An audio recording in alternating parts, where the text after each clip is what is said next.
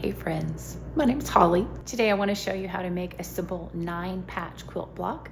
If you've done a simple patchwork quilt, this is a great next step. Behind me is a great vintage version of a patchwork quilt. These are the 9-patch blocks. And then beside it, they've done a solid block. Beautiful fabrics in that one. I'll show you a close-up of that in a second. But so for this month, I'm going to show you a little version of a 9-patch. Then we're going to go bigger with a checkerboard and then an even larger checkerboard. So if you've done some patchwork, maybe just bigger squares in your sewing, this is the same thing, just on a smaller scale. You can upsize what I'm about to teach to whatever size you wanted. Imagine if you wanted to do something that looked like a checkerboard, but you used, say, 12-inch pieces of fabric for your squares, and like that could be your whole piece, that could be your whole quilt. So for this month, in the BoHo Heart Block of the Month program, the sew along that we're doing with Artsy Girl Gang, we are doing these blocks: the 9-patch, checkerboard, little checkerboard. There's a block called Intersection that uses all of these same skills. And the beautiful thing about this month's blocks is that what they have in common is they're all going to start with strip piecing. You may remember that last month we had some 1.5-inch strips. You may have some scraps from that. You can absolutely use them. This month's blocks for month 2 of the Quilt Along all include a 1.5-inch strip. If you're just learning about these blocks just for the fun of it, you can make them in your strips whatever size you want your square blocks to be. Thanks for joining me today, friends. Enjoy. Here's the quilt.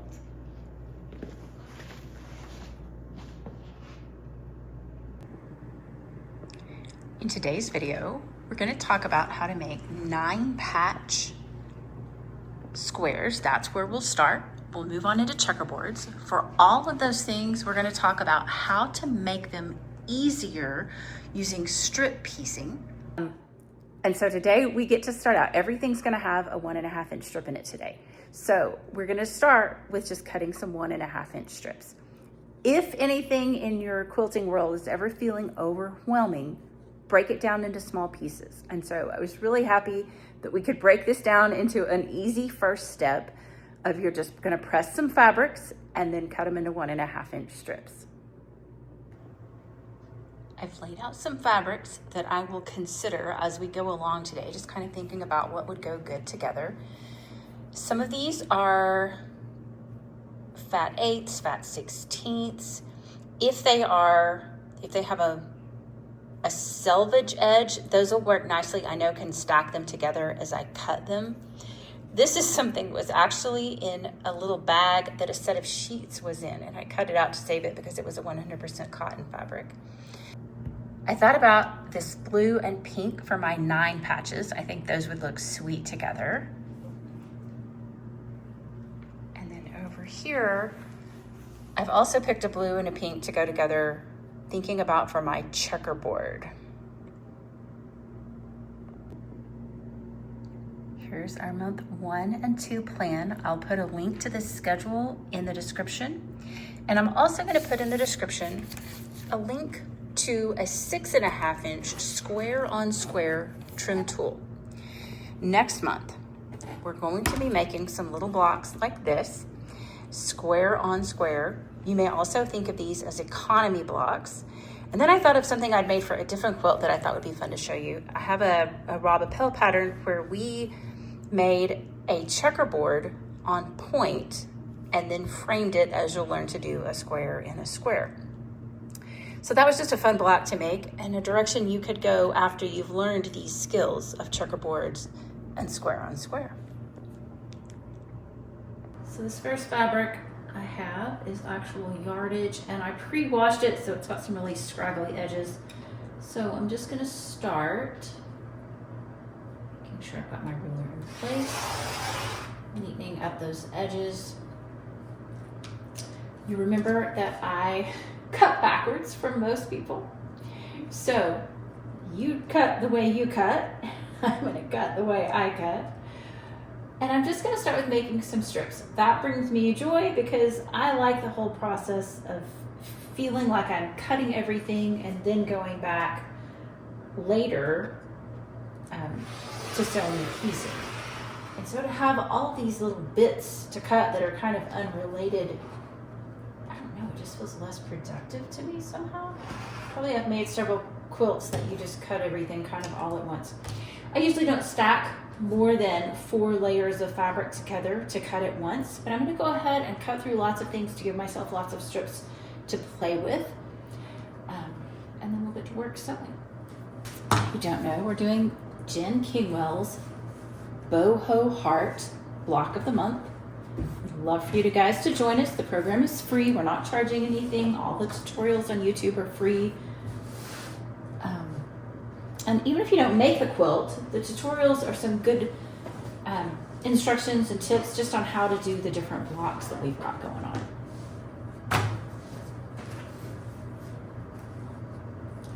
Alright, so these are 2 fabrics together that I thought might be nice for my 9 patches.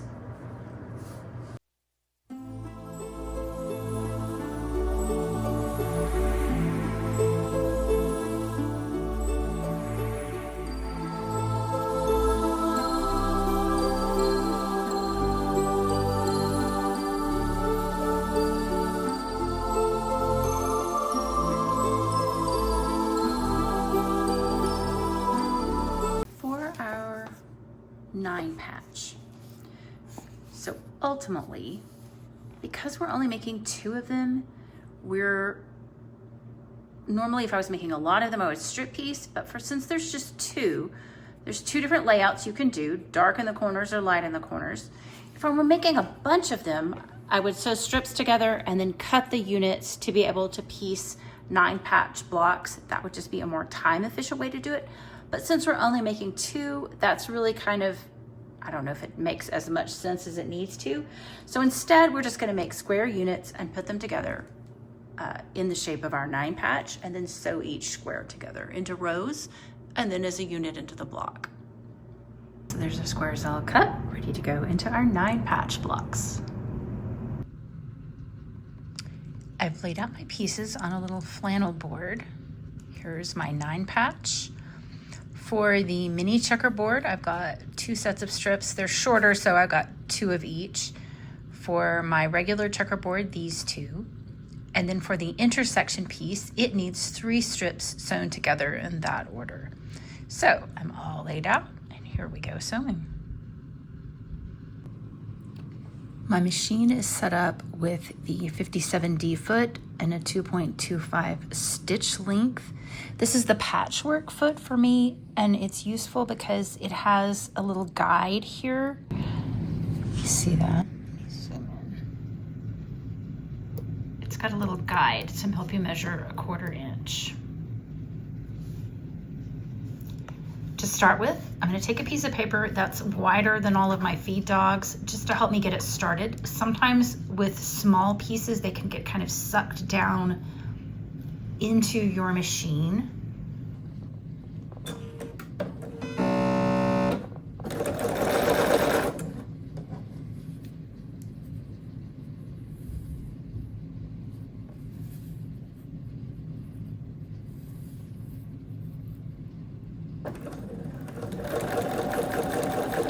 As you set up your machine, you'll want to make sure that you're actually sewing 1/4 inch seams. You may need to adjust, oops, I've got 2 that got cut together that are attached.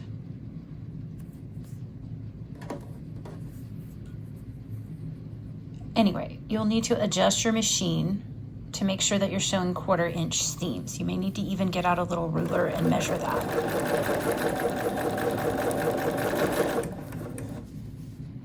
And all I'm doing is just taking up pieces of my 9 patch, piecing them together. Start to form rows.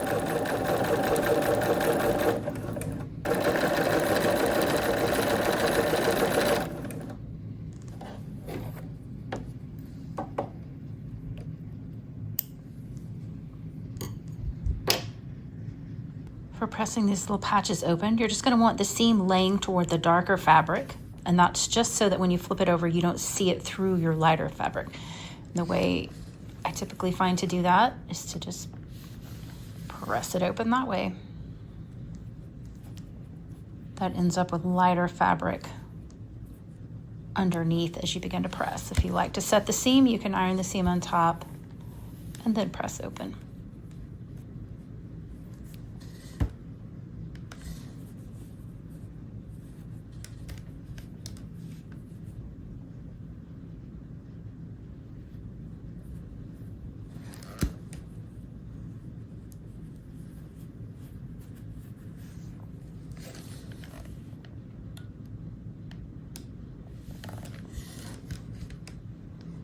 Got my 9 patches laid out. They're sewed into strips of 3s.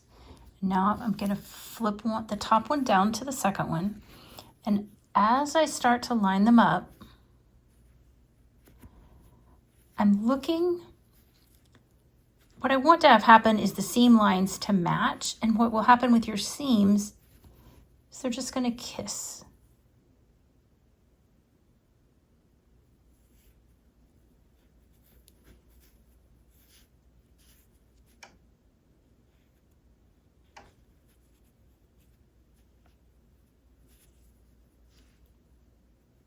Now, often I'll grab a clip if I feel like I need to hold those seams in place.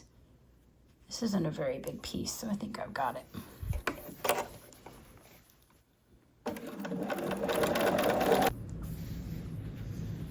Once you've got rows of things that you're opening up, in general, we're going to be pressing seams toward the outside of the blocks.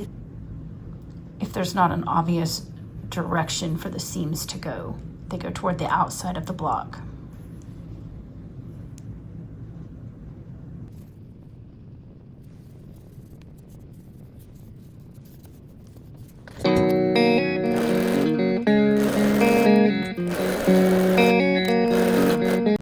And don't forget that your fabrics need to go right sides together, or else you get to spend some time unpicking your seams.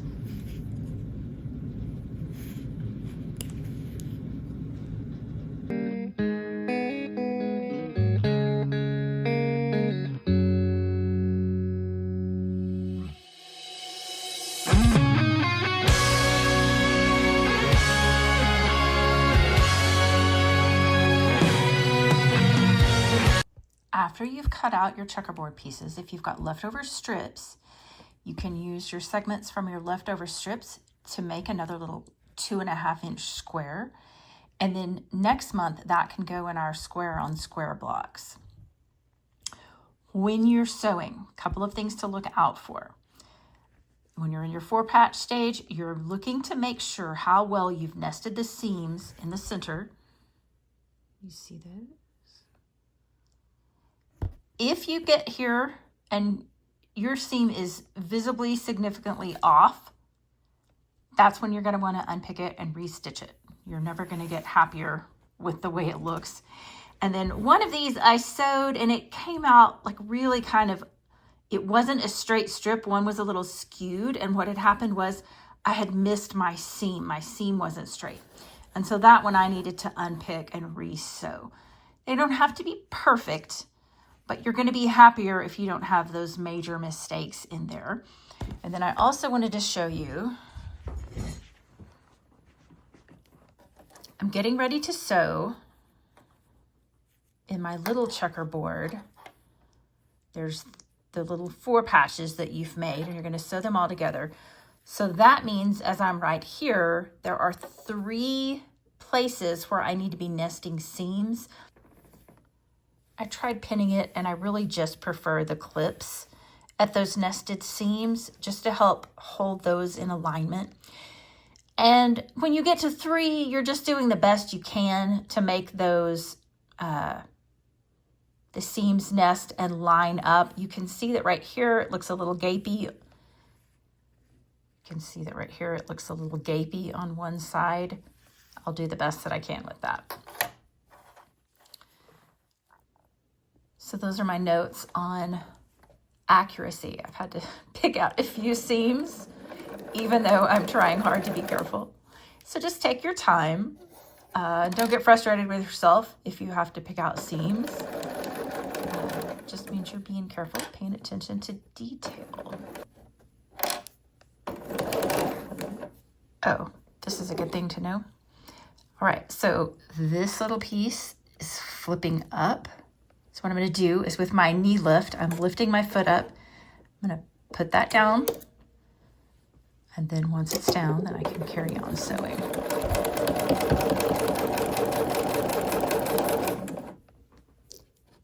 And then I'll end with a little scrappy piece, just so that I don't have to start by feeding a point straight into my machine.